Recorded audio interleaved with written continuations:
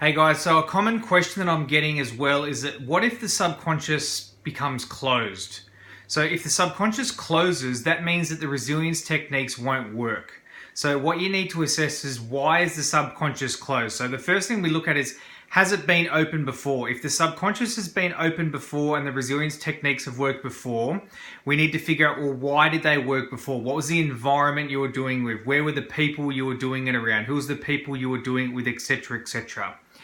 For the subconscious to open, it needs to feel safe, it needs to feel trust, and it needs to feel supported and not judged.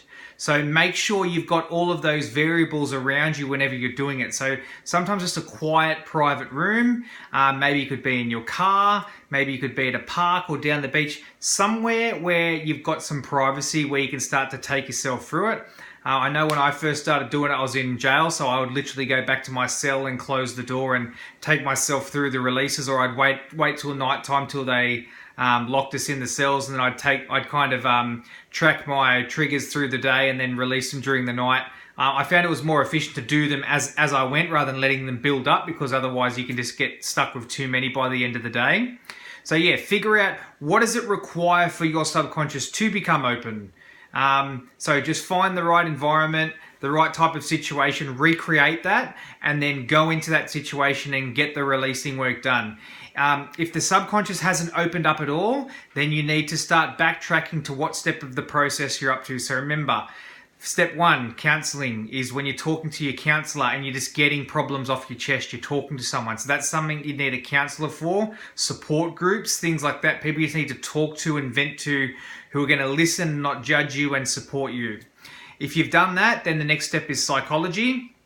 Go and see a psychologist, get them to explain more about why you are the way you are, your family dynamics, your life, your lifestyle, how all that ties in, and gain a deeper understanding about yourself and life and other people. If you've done that to its fullest extent, your next step could be NLP and hypnosis. NLP and hypnosis is really good because it introduces you to the subconscious. Subconscious is what controls the emotions, so it's a very important instrument that we need to learn how to use. The other thing can be mindfulness and meditation. So just spending time with your eyes closed, meditating, feeling your body, getting used to what emotions feel like, getting used to sitting in your mind and just observing your thoughts without doing anything. That can be a really powerful way just to get you used to observing, just developing your mindfulness and your awareness, watching your thoughts pass by, watching emotions, observing them. Where do they sit in your body? What do they feel like? What messages are they potentially telling you? Just developing your emotional intelligence that way.